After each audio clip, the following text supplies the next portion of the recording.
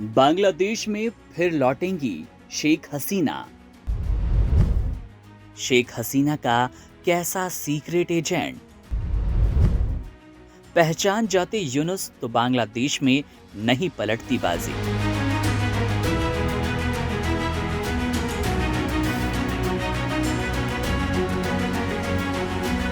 बांग्लादेश की राजनीति इन दिनों जबरदस्त उथल पुथल से गुजर रही है और इस पूरे सत्ता तख्ता पलट की पटकथा में एक ऐसा किरदार है जो शुरुआत में किसी के रडार में नहीं था।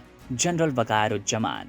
अगर मोहम्मद यूनुस ने वक्त रहते इस सीक्रेट एजेंट की पहचान कर ली होती तो शायद सत्ता की बाजी इस तरह हिचकोले न खा रही होती।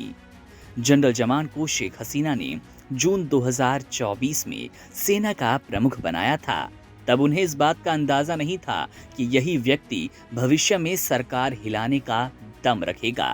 मीडिया रिपोर्ट्स के मुताबिक जमान हमेशा से एक डबल एजेंट के तौर पर काम करता था। बाहर से पूरी तरह से सरकार के प्रति वफादार और अंदर ही अंदर सत्ता की अगली स्क्रिप्ट लिखना। हसीना के अचानक इस्तीफे और देश छोड़ने की घटना यूं ही नहीं हुई। प्रथम आलो की रिपोर्ट के अनुसार जनरल जमान ने हसीना के इस्तीफे की जानकारी 3 घंटे तक छिपाए रखी, जिससे सेना को स्थिति पर नियंत्रण पाने का वक्त मिल पाए। इसी दौरान हसीना भारत की ओर रवाना हुई। ये सब कुछ एक सीक्रेट ऑपरेशन की तरह हुआ, जिसमें जमान ने खुद ही उन्हें निकल जाने की सलाह दी। वक्त बदलने पर वापस आइएगा। अब यहाँ यूनुस की भूमिका पर सवाल उठते हैं। जब उन्हें अंतरिम सरकार का नेतृत्व सौंपा गया तब शायद उन्होंने ये नहीं सोचा कि उनके अपने ही सिस्टम में एक ऐसा एजेंट मौजूद है जो उनके खिलाफ चालें बिछा रहा है। यूनुस ने सत्ता संभालने के बाद हसीना समर्थकों पर शिकंजा कसना शुरू कर दिया।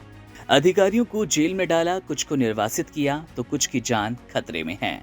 लेकिन असली खतरा उनके सामने खुद सेना प्रमुख के रूप में खड़ा हो गया। जनरल जमान अब खुलकर कह रहे हैं कि यूनुस सरकार अवैध है और दिसंबर 2025 तक चुनाव कराना जरूरी है। ये बयान सिर्फ एक चेतावनी नहीं, ये संकेत है कि सत्ता के असली सूत्र उनके हाथों में है।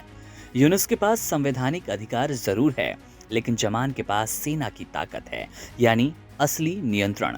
ये पूरी साजिश इस तरह रची गई कि यूनुस को शुरुआत में कुछ समझ ही नहीं आया।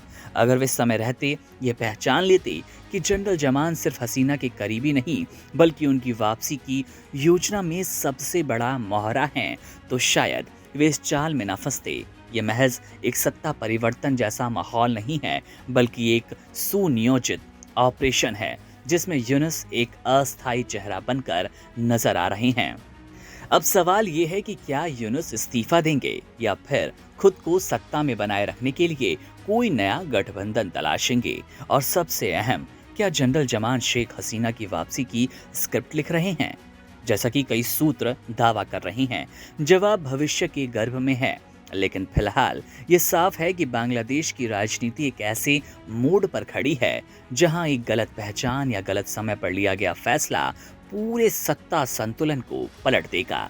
शायद यही यूनुस की सबसे बड़ी भूल थी, वक्त रहते सीक्रेट एजेंट को पहचान न पाना।